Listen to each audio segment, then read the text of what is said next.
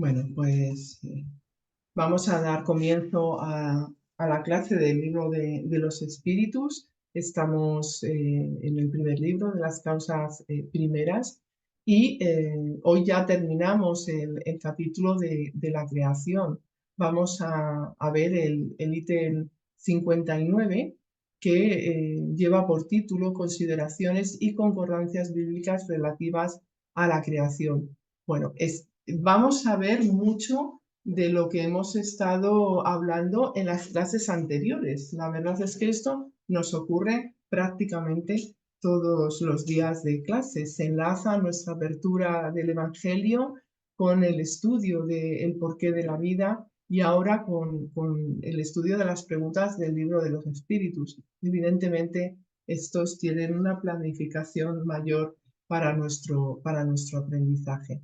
Bueno, vamos a ver qué es lo que nos relata Kardec en este ítem, ¿no? Él va a ir haciendo unas aclaraciones y trayendo aquello que en su tiempo se creyó, se tomó como una verdad, pero que la historia y la ciencia han ido poniendo en su debido lugar.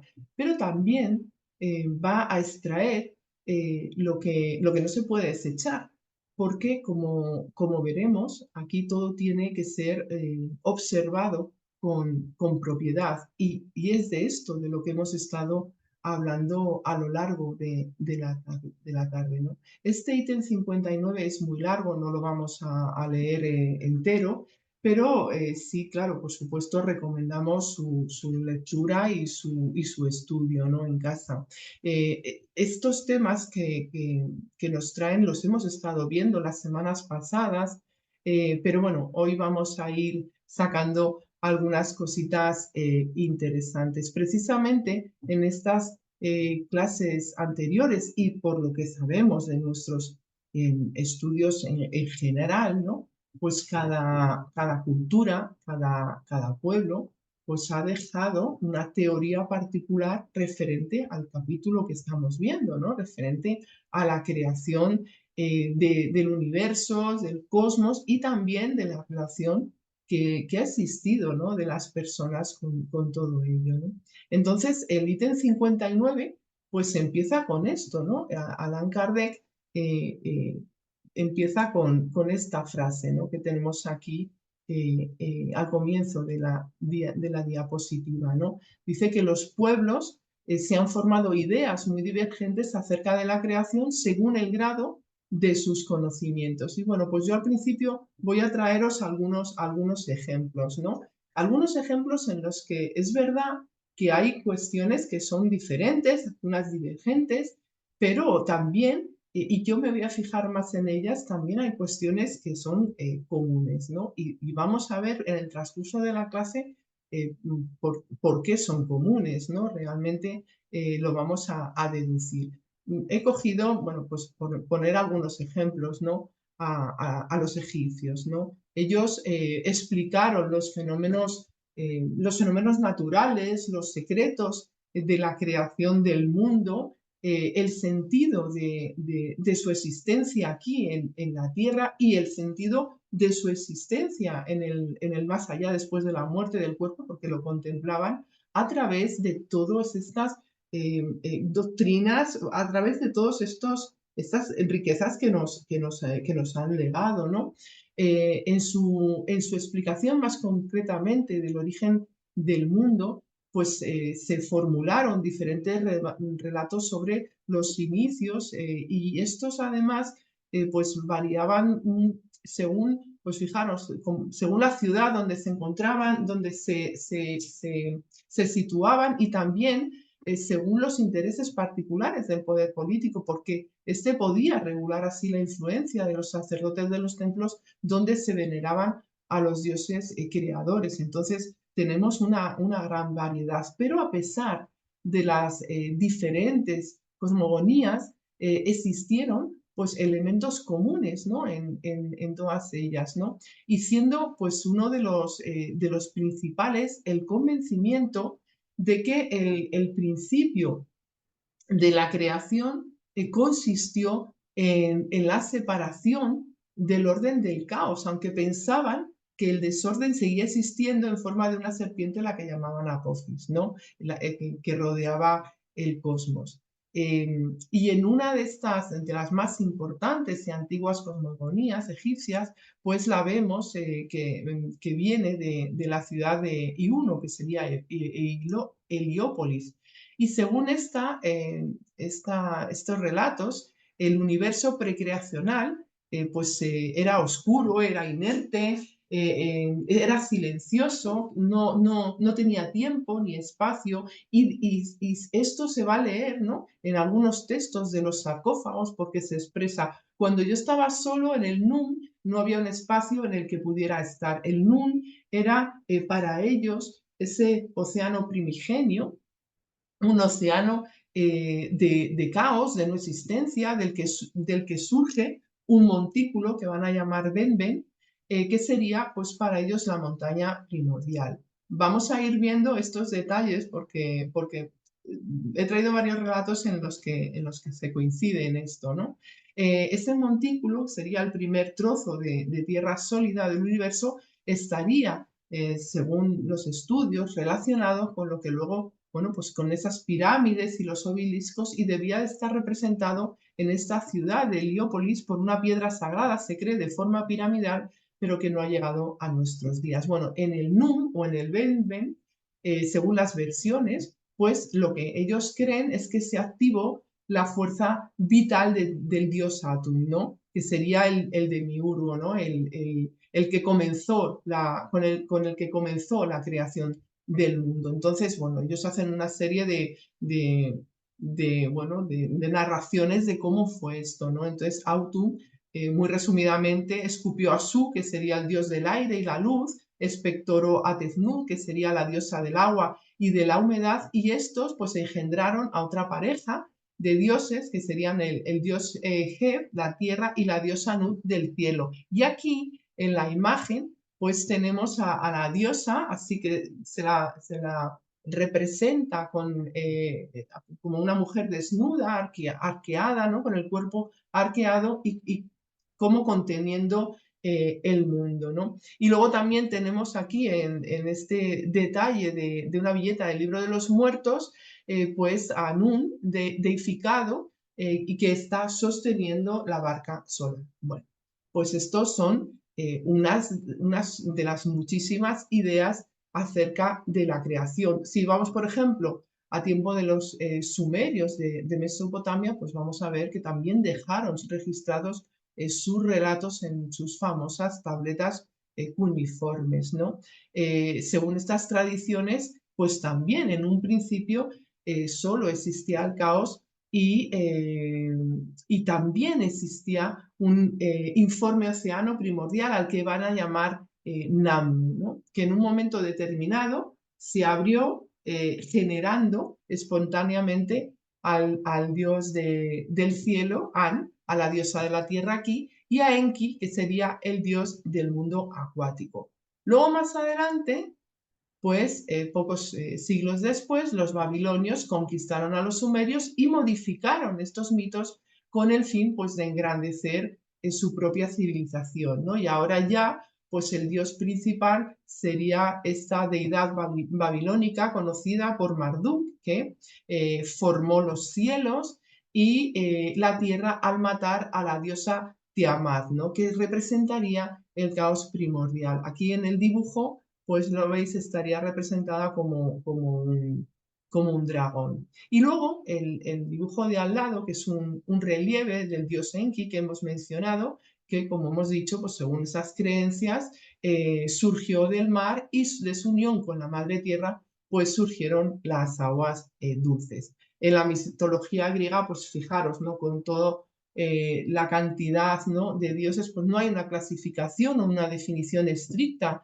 de las entidades primordiales, pero sí tenemos muy oído, ¿no?, cómo el mundo fue creado por los poderes divinos, por el caos, que representaría el vacío, por Gea, la tierra, por Eros, que representa esa renovación, y el oscuro Tártaro, que ya hemos hablado en su día de ello, ¿no?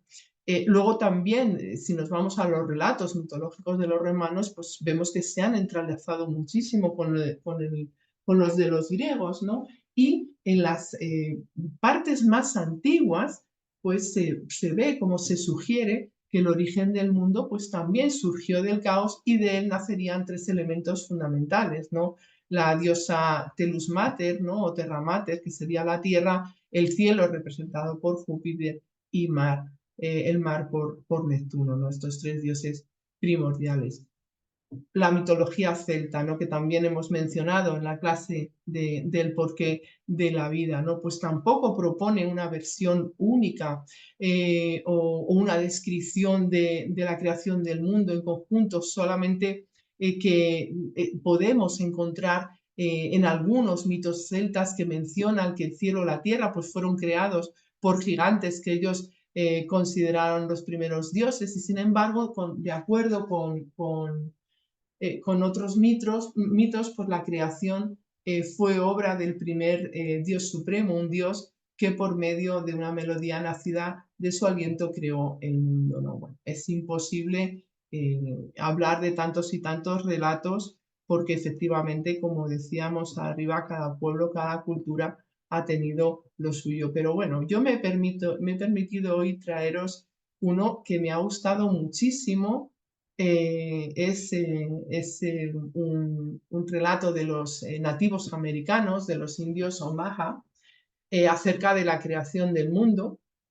Y bueno, lo tenéis aquí, lo he puesto con el enlace incluso, porque es una página de aquí que podemos acceder cualquiera. Y fijaros qué bonito es, ¿no? Me he permitido, digo, bueno, voy a traer algo que me ha llamado mucho la atención por cómo lo expresan y por cuánto podemos extraer de este relato. Decía, al principio todas las cosas estaban en la mente de Wakonda, todas las criaturas, el hombre también eran espíritus. Se movían de un lado a otro en el espacio que media entre la Tierra y las estrellas. Buscaban un lugar en que pudieran empezar a existir corpóreamente. Subieron hasta el Sol, pero el Sol no les convenía como morada. Pasaron a la Luna y vieron que tampoco era buena para vivir allí. Descendieron entonces a la Tierra. Vieron que estaba cubierta de agua. Flotaron hacia el norte, el sur, el este y el oeste, pero no encontraron tierra seca. Estaban muy apesadumbrados. De repente, entre las aguas, surgió una roca, empezó a arder en llamas y el agua flotó en el aire en forma de nubes. Apareció la tierra seca, crecieron las plantas y los árboles. Las huestes de los espíritus descendieron y se hicieron carne y sangre. Se alimentaron de las semillas de las hierbas y de los frutos de los árboles, y la tierra vibró con sus expresiones de alegría y gratitud a Wakonda, el hacedor de todas las cosas. Bueno, la verdad es que se me ha parecido súper bonita y me la he leído muchas veces y tiene mucho, mucho dentro este relato. Vamos a Kardec. Kardec va a desarrollar más tarde esta cuestión en el quinto libro de la codificación espírita cuando nos habla del rol de la ciencia en la Génesis. Y aquí, en el ítem 1, nos va a explicar que el origen de casi todos los pueblos antiguos se va a confundir eh, con, eh, con la religión que profesan.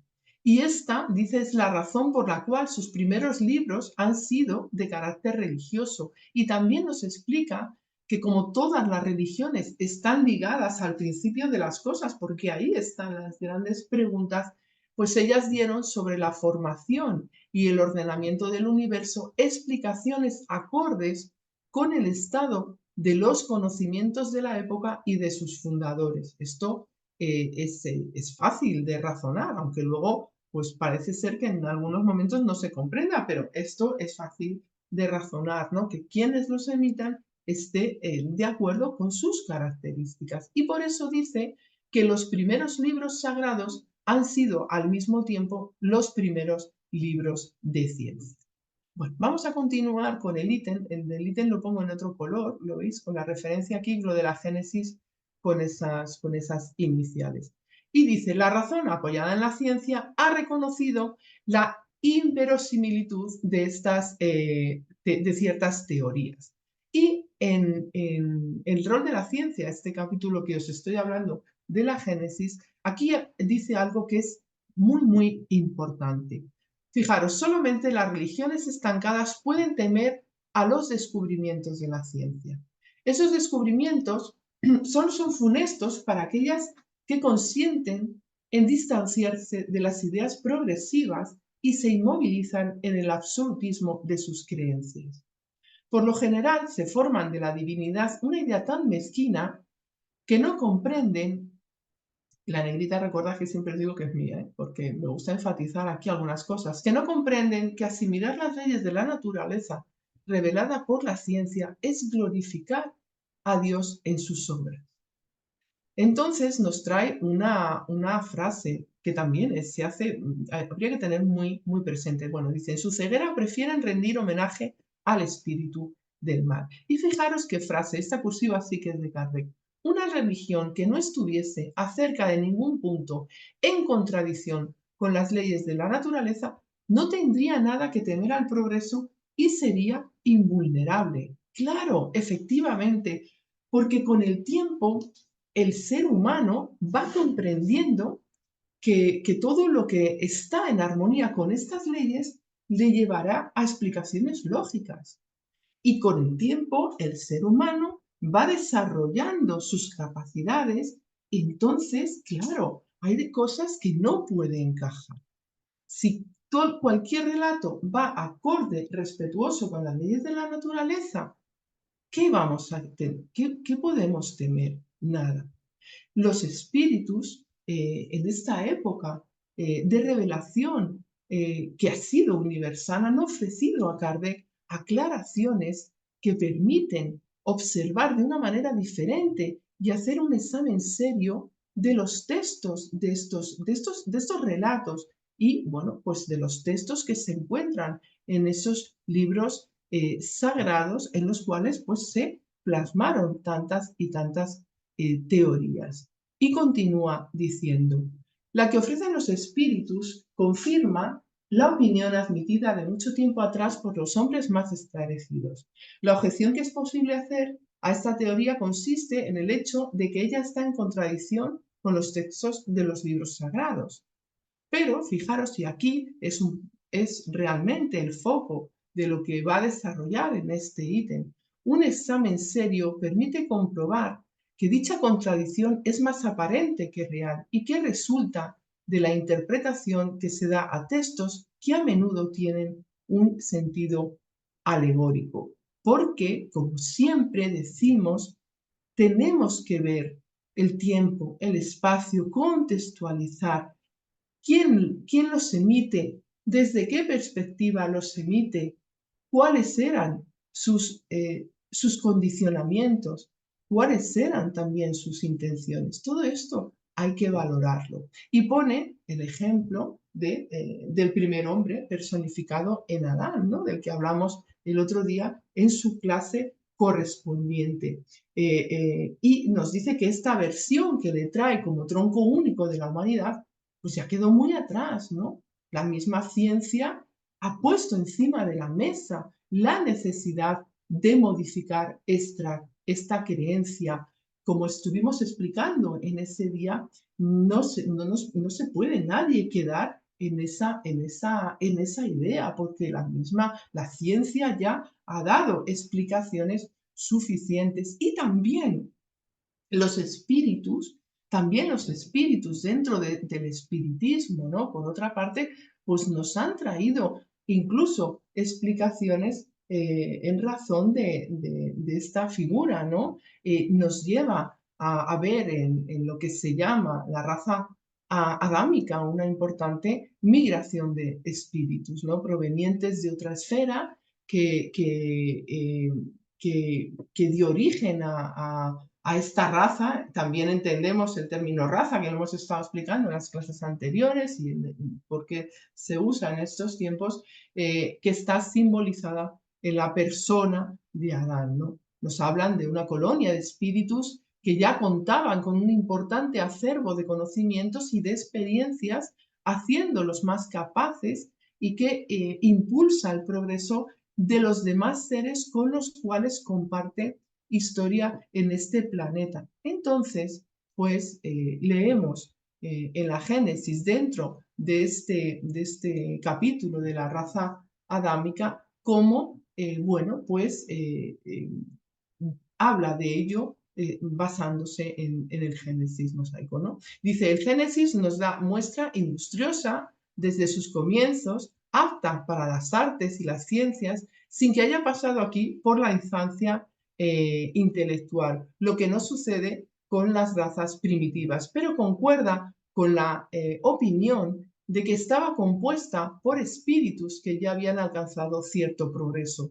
Todo nos prueba, dice, que la raza adámica no es antigua en la Tierra y nada se opone al hecho de que habita en este globo desde hace apenas unos miles de años, lo que no estaría en contradicción ni con los hallazgos geológicos ni con las investigaciones antropológicas, sino que por el contrario tendería a confirmarlas. Porque cuando los espíritus nos explican algo relativo a estos principios dentro del espiritismo, que nos habla también de estas migraciones de espíritus, estos espíritus vienen a encarnar dentro de unas leyes de la naturaleza, dentro de unas leyes que están siendo acordes y con todo aquello que el planeta ofrece. Entonces, las explicaciones tanto de la ciencia como de los espíritus se pueden compaginar y sí se puede decir y dejar claramente atrás ya todo lo que tiene que ver con el mito y con aquello que la razón no puede asumir, ¿no? Y continúa explicando en el otro ítem, en el 39, que según, que no lo he puesto aquí, que según los conocimientos de la época en que se está escribiendo la codificación, pues ya era inadmisible la doctrina según la cual el género humano en su totalidad proviene de un solo individuo y va a dar los argumentos pertinentes, dejándonos ver que efectivamente todo va avanzando y todo va colocándose, como hemos dicho, en su lugar. También va a poner otro ejemplo, ¿no? El de el movimiento de los astros. Y dice, el movimiento de la Tierra pareció en cierta época tan opuesto a los textos sagrados que no hubo ningún tipo de persecuciones que esta teoría no haya sufrido. Y sin embargo, pues la Tierra gira a despecho de los anatemas, como hemos dicho antes, ¿no? Y sin embargo se mueve. Y en la hora actual nadie podría rebatirlo sin agraviar su propia razón. Y aquí, pues claro, nos está trayendo a la memoria a Copérnico, a Galileo, retractándose, obligado a retractarse de esa teoría heliocéntrica. Y fijaros, ¿no? Porque en aquellas épocas era impensable imaginar que la Tierra no era el centro del universo. ¿Por qué? Porque volvemos a lo mismo. Estamos con los condicionamientos, hay muchos factores, ¿no? Que influyen en el propio pensamiento. Y sin embargo, es Nicolás Copérnico el que afirmó que la Tierra no era más que otro de los planetas que giran alrededor del Sol. Un siglo después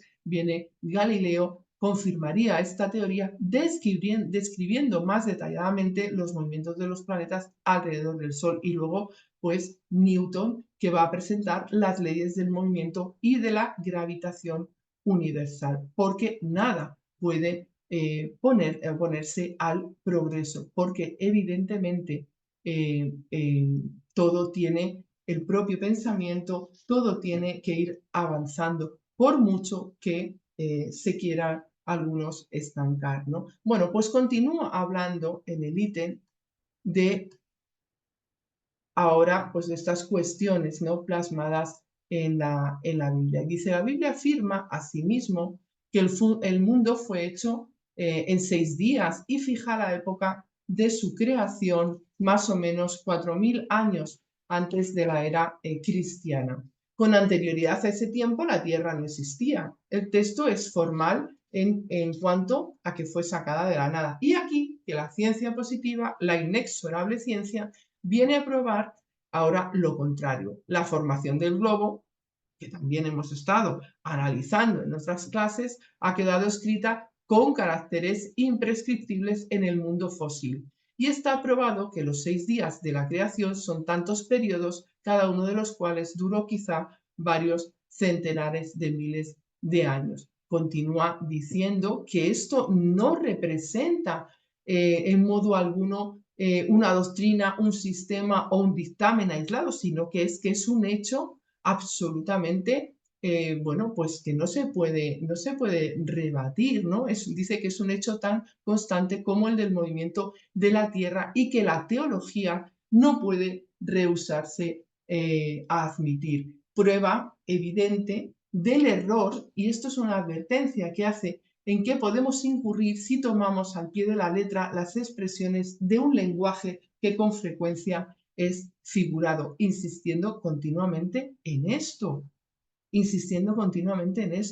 No podemos estar siempre con lo mismo, con los mismos textos, con lo mismo. Tenemos que saber analizar con propiedad. En la Génesis mosaica, que corresponde al capítulo 12 del libro de la Génesis, va a explicar Kardec todo esto, ¿no? Y ya pasan años después de escribir el libro de los espíritus y va a desarrollarlo mucho más. Y mirad, yo he puesto aquí, él va a hacer un cuadro en el que va a hacer un poco con estas consideraciones, ¿no? Él dice, porque en este capítulo de la Génesis ha hablado ya de la Génesis orgánica y de la Génesis espiritual, ¿no? Y él dice, una vez que hemos analizado las cuestiones de la ciencia y una vez que hemos analizado las cuestiones bajo la óptica del espiritismo, es conveniente confrontar todo esto con el texto del Génesis de Moisés, ¿no? Y quiere resaltar que en lo que respecta a algunos puntos, sin duda existe pues una concordancia entre la Génesis de Moisés y la ciencia, ¿no? Pero que desarrolla pues muchas explicaciones al respecto y no lo vamos a ver, ¿no? Porque si no sería mucho, pero fijaros, aquí lo que él hace, dice, en el siguiente cuadro comparativo en el que se encuentran resumidos los fenómenos que caracterizan cada uno de los 6 periodos, permite abarcar este cuadro, el conjunto y considerar las relaciones y las diferencias que existen entre los referidos periodos y la génesis bíblica. Y aquí pues lo va desarrollando, ¿no? El periodo astronómico lo pone al lado del primer día, el periodo primario del segundo, con el firmamento, con todas sus características, y así el periodo de transición con el tercer día, el periodo secundario con el cuarto día, el periodo terciario con el quinto día y el periodo cuaternario o postdiluviano con el sexto día, ya con la aparición del hombre. Evidentemente, todo esto lo va a desarrollar él haciendo sus explicaciones pertinentes. Pero fijaros, porque a día de hoy, pues, mirar hasta qué punto llegamos, ¿no? Aquí tenemos un diagrama de la evolución del universo desde el Big Bang, ¿no? Desde esta teoría del Big Bang hasta la actualidad. Y lo que podían ser pues estas percepciones del universo hace tiempo, ahora pues estaría, fijaros, ¿no? Yo soy incapaz de explicar esto. Una persona que tenga un conocimiento grande, pues puede explicar esto perfectamente. Y esto es lo que nosotros ahora, la ciencia que va a pasos agigantados, pues puede poner como relato de la creación del universo, cómo realmente la ciencia va avanzando en este conocimiento, ¿no? Pero es más, mirar este diagrama de reloj geológico que tenemos aquí, que va a mostrar la longitud relativa de los eones de la historia terrestre y de los sucesos principales. Lo he traído simplemente para que veamos cómo vamos expresando mediante la ciencia y mediante todos nuestros recursos la percepción de la creación que tenemos, ¿no? Ya lo que se va convirtiendo en conocimiento. Ya estando todo bajo el dominio de la ciencia, que yo admiro profundamente porque de verdad a mí me cuesta mucho entender, ¿no? Pero nos ayuda a comprender que son superados o deberían de ser superados en gran parte los condicionamientos que la religión imponía. Y entonces ya podemos entender con esta claridad lo que se presenta en la Biblia, por ejemplo, que es de lo que habla este ítem, ¿no? Tomando siempre en cuenta, pues todo lo que hemos dicho, los factores históricos, el lenguaje figurado de su texto y todo el contexto, todo lo que había alrededor. Mirad, a lo largo de estos 3 capítulos que hemos estado viendo,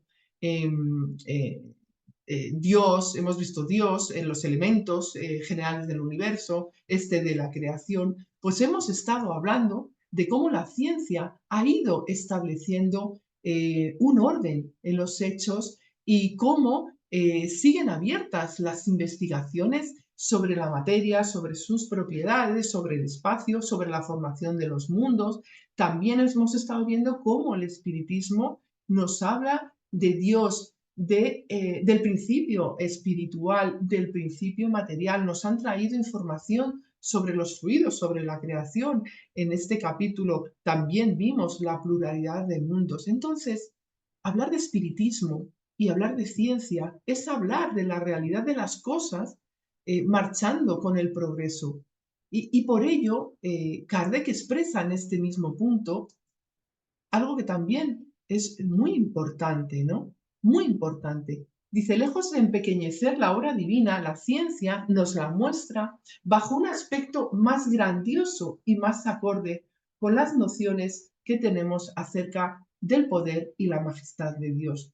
Incluso por las circunstancias de que dicha obra se realizó sin derogar las leyes de la naturaleza. Efectivamente, como hemos dicho antes, es que no hay que temer nada, porque si todo lo que tenga en perspectiva las leyes de la naturaleza, no tiene que tener miedo a la ciencia. Mirad, aquí en el ítem 12 del capítulo 12 de la Génesis mosaica también vamos a leer una recomendación de Kardec referente a la Biblia, ¿no? Concretamente a la Génesis. No rechacemos, pues, la Génesis bíblica. Por el contrario, estudiémosla de la misma manera que se estudia la historia de la infancia de los pueblos. Se trata de una epopeya rica en alegorías, cuyo sentido oculto debemos encontrar. Alegorías que es preciso analizar y explicar con la ayuda de las luces de la razón y la ciencia. Al mismo tiempo que resaltamos su belleza poética y sus enseñanzas veladas por la forma llena de imágenes, es preciso, fijaros como siempre va buscando Kardec el equilibrio, es preciso que expongamos decididamente sus errores a favor del interés mismo de la religión. Esta será mucho más respetada cuando esos errores dejen de ser impuestos a la fe como verdades, y Dios parecerá más grande y más poderoso cuando no se asocie su nombre con hechos controvertidos, por lo que hemos dicho, porque es que el espíritu va evolucionando, nuestra capacidad de discernir, nuestra inteligencia, todo va evolucionando. Si pretendemos imponer cuestiones que están ancladas y que ya no atienden a la razón, estamos haciendo un flaco favor al ser humano y a cualquiera de estos relatos y a cualquiera de estas creencias, religiones. Estamos haciendo un flaco favor a la humanidad, ¿no? Para ilustrar esto, pues continúa diciendo, una vez más, nada podría prevalecer contra la evidencia de los hechos. Por el contrario, todo se explica admitiendo la existencia del hombre antes de la época que comúnmente se le asigna, la diversidad de orígenes de Adán, que vivió hace 6.000 años, como habiendo poblado una región aún inhabilitada, el diluvio de Noé, como una catástrofe parcial que ha sido confundida con el cataclismo geológico, tomando en cuenta, por último, la forma alegórica peculiar del estilo oriental, la que se encuentra en los libros sagrados de todos los pueblos. De ahí que sea prudente no enrolarse con demasiada ligereza contra aquellas doctrinas que tarde o temprano pueden como tantas otras, dan un mentis a quienes las combaten. Lejos de perder, las ideas religiosas crecen al marchar con la ciencia. Y es este el único medio para no ofrecer al escepticismo un lado vulnerable. Claro, está diciendo, vamos a observar con esa propiedad, porque como hemos dicho al principio, estamos viendo la historia de cada pueblo, de cómo esos pueblos han interpretado, han narrado, han sentido. Entonces, vamos a ser capaces de desechar lo que ya se va demostrando que no vale, que no está más que condicionado, y lo que realmente puede estar en la retina de todos aquellos que lo vivieron, que lo sintieron, que lo pensaron. Y evidentemente eso es lo que estará en la naturaleza, ¿no? Porque eso es algo que va acompañando a la historia de todos los mundos. Bueno, pues mirar, hay un comentario del Curano Pires. Nos vamos a centrar en el diluvio de Noé. De todo esto que he mencionado, vamos a centrarnos un poquito ahora en el diluvio de Noé, ¿no? Que Allan Kardec presenta como una catástrofe parcial. Y el Curano Pires, que hace los comentarios en una de las ediciones que tengo, que a mí me gusta bastante tener los comentarios de Pires, pues añade una nota en la que va a explicarnos sobre estas excavaciones arqueológicas realizadas por este hombre, ¿no? Por Sir Charles Leonard Woolley, en 1929 al norte de Basora. Esto se encuentra cerca del Golfo Pérsico. Y estas excavaciones llevaron al descubrimiento de Ur y revelaron la existencia de restos de una catástrofe diluviana acontecida exactamente 4.000 años antes de Cristo. Entonces, cuando encuentran la capa de lodo que cubría las ruinas de esta primitiva ciudad, pues Bulley dice esta frase, ¿no? Se expresa así: hemos hallado señales del diluvio universal. Luego, todos los trabajos posteriores van a permitir verificar el hecho, demostrando que hubo un diluvio local en la parte del Tigris y el Éufrates, exactamente en la fecha que la Biblia señala. Y esto, como dice, viene a confirmar la previsión de Kardec. Claro, efectivamente existe, pero es algo parcial. Este arqueólogo británico hace las investigaciones entre 1922 y 1934 en esta ciudad sumeria de Ur, que sería la actual Irak, y estos hallazgos van a constituir uno de los hitos más relevantes de la arqueología moderna. Y supone también esta evidencia geológica de una gran inundación, pues que habría arrasado la cuenca mesopotámica en la época protohistórica, revoluciona las interpretaciones sobre el mito del diluvio de las tradiciones literarias sumerias y semitas, porque se habla del diluvio en diferentes tradiciones. En el diluvio bíblico, dentro del capítulo 9 de la Génesis, vamos a leer algo muy interesante, ¿no? Kardec aquí habla en el punto 4 de este diluvio bíblico, designado también con el nombre del gran diluvio asiático, y dice que es un hecho de cuya existencia no se puede dudar. Fijaros, esto ya lo está diciendo Kardec cuando escribe la Génesis, y que probablemente se debió al levantamiento de un sector de las montañas de aquella región. Y dice, lo voy a leer: lo que corrobora esta opinión es la existencia de un mar interior que en épocas remotas se extendía desde el Mar Negro hasta el Océano Boreal, según se constató mediante los estudios geológicos. El mar de Azov, el mar Caspio, cuyas aguas son saladas, aunque no se comuniquen con ningún otro mar, el lago Aral y los numerosos lagos diseminados en las inmensas planicies de Tartaria y en las estepas rusas, parecen restos de aquel antiguo mar. Cuando se produjo el levantamiento de las montañas del Cáucaso, con posterioridad al diluvio universal, una parte de aquellas aguas retrocedió hacia el norte en dirección al Océano Boreal y otra parte hacia el sur en dirección al Océano Índico. Estas inundaron y devastaron precisamente la Mesopotamia y toda la región que había estado habitada por los antepasados del pueblo hebreo.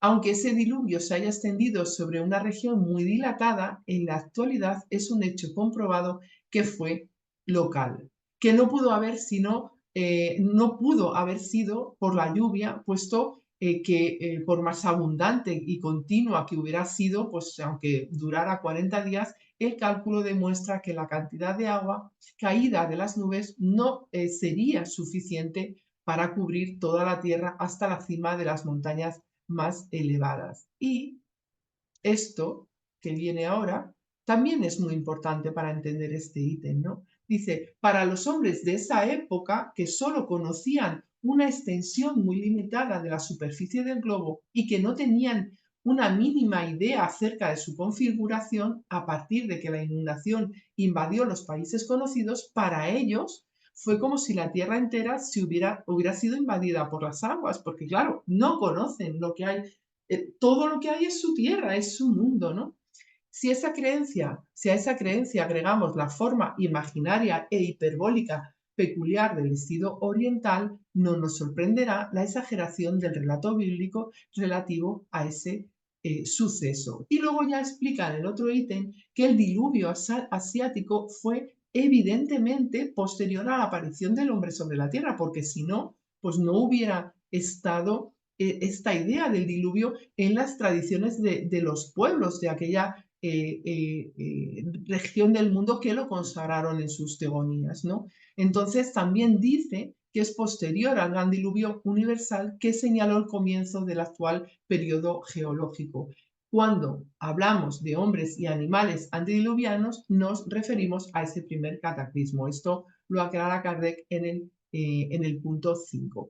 Fijaros, porque esto lo está hablando Kardec, pero podemos traer así rápidamente algunas hipótesis más acerca del diluvio que son actuales. Por ejemplo, está la teoría formulada por los geólogos marinos William Wright y Walter Tillman. Ellos escribieron un libro que se llama El diluvio de Noé, en el que dicen, que sostienen que el fenómeno se habría producido hace 7.500 años en lo que hoy conocemos como Mar Negro. Esto lo dicen estos geólogos marinos actuales, ¿no? Recordar que Kardec había mencionado el Mar Negro, que explican que en aquel tiempo era un lago de agua dulce de mucho menor tamaño y habitado en sus orillas. De algún modo, explican, el Mediterráneo se había abierto paso a través del estrecho del Bósforo, haciendo crecer el caudal del Mar Negro a un ritmo de entre 15 y 30 centímetros por día. Ellos basan su teoría en el hallazgo tanto de fósiles de moluscos de agua dulce como salada, contemporáneos en un mismo espacio, algo que sería imposible de explicar si no. Y dicen unas frases interesantes, ¿no? para nuestro estudio de hoy. Dice, la temible inundación se convirtió en una historia fundamental para advertir y aterrorizar a las generaciones jóvenes en un acontecimiento tan profundamente traumático que su recuerdo duró por más de 1000 años, transmitido por la tradición oral antes de que fuera inscrito en cerámica. O sea, veis, es un hecho que ha ocurrido, que se demuestra que ha ocurrido de una manera, se va a demostrar ya parcial y tal, pero que queda muy impactado, queda observado de una manera particular y queda transmitido, claro, de otras tantas maneras. Bueno, otras hipótesis también señalan como causa probable una intensa actividad sísmica en la zona del Mediterráneo que hubiese originado una serie de tsunamis que golpearían la costa con violencia. Pero bueno, en cualquier caso, la ciencia, a diferencia de la religión, ¿no? Pues circunscribe el diluvio a determinadas zonas concretas, nunca lo haría, le da el carácter este de universal. Y ya para terminar, os voy a traer dos cuestiones, una relacionada con este descubrimiento de Muley, ¿no? De la que nos habla Herculano Pires en la visión espírita de la Biblia, en un capítulo que lleva por título El diluvio, catástrofe parcial adaptada a una antigua leyenda. Y vamos a leer lo que pone porque, bueno, nos esclarece mucho. Con ese descubrimiento científico, como afirma Kardec, lejos de perder las ideas religiosas, crecen al marchar con la ciencia. Pero ambas son menospreciadas cuando el fanatismo insiste en defender lo absurdo. Claro, cuando se obstina en manifestar que Dios produjo la inundación del mundo con las aguas de una lluvia de 40 días. Es que esto vamos, no pasa el filtro ni por asomo de la razón. E hizo a Noé salvarse con su propia familia y las privilegiadas especies de cada uno de los animales existentes para que la vida siguiera vigente en el planeta. Sustentar como una realidad histórica la creencia ingenua de una leyenda, confiriéndole incluso autoridad divina, es ridiculizar el sentimiento religioso y minar las bases de la concepción espiritual del mundo. Fue ese desdichado proceso absurdo e infantil que llevó y lleva al mundo pensante de nuestro tiempo al materialismo y a la incredulidad que en él predominan. Claro, es que si estamos todavía ofreciendo argumentos casi fantásticos, es que mucha gente pues dice, pues es que no. Y claro, pues le llevan por otras vías, ¿no? Es lógico.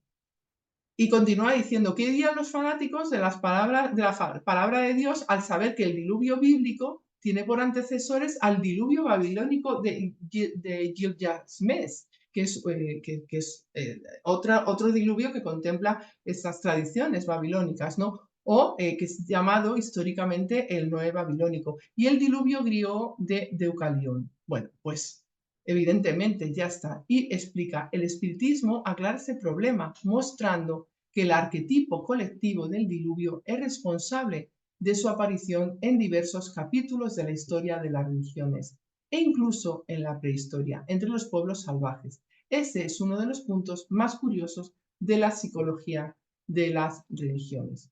Y tal como luego va a expresar Herculano en este libro, Kardec define la posición del espiritismo ante el problema bíblico como la del estudio y el esclarecimiento del texto a la luz de la historia y con la perspectiva de la evolución espiritual de la humanidad.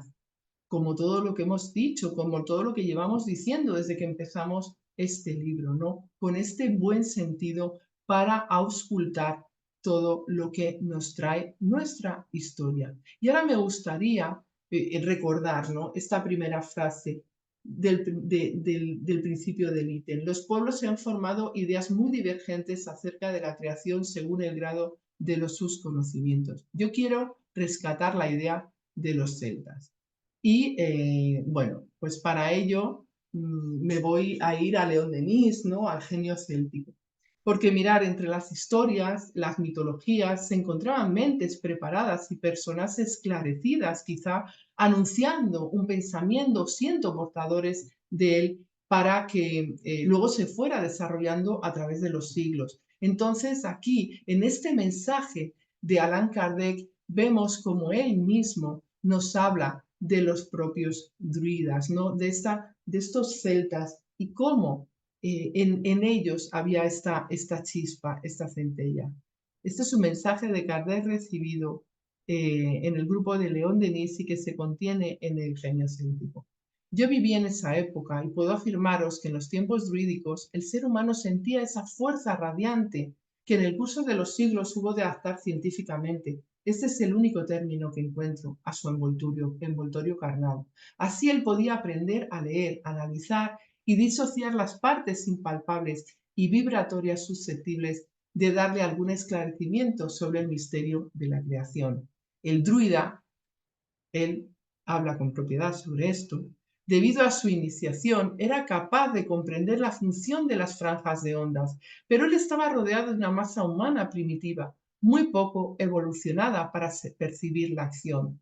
Conforme a la voluntad superior, convenía en esa época depositar una centella que entre los druidas se traducía en la comprensión de la evolución universal. Y la majestad de esa evolución, habiéndose grabado primitivamente con intensidad la esencia de la doctrina, ha permanecido latente a través de los siglos. Tal era el objetivo del druidismo, que debía ser el detentador del conocimiento de las fuerzas superiores. Siempre, siempre hay un plan para los mundos y en ese plan pues se van depositando estas gotas de verdades para que las vayamos viendo, para que las vayamos analizando y nosotros las vamos contando a nuestra manera, conforme a nuestras capacidades, a nuestros conocimientos.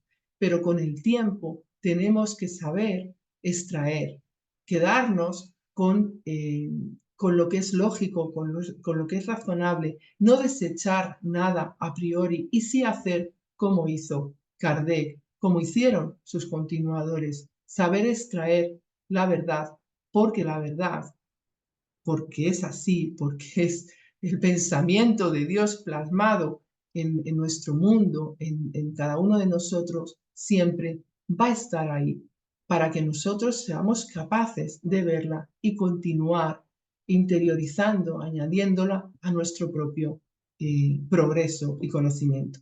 Bueno, pues muchísimas gracias y nada, espero que hayáis podido comprender mejor este ítem que finaliza este capítulo y ya el próximo día iremos con el número 4.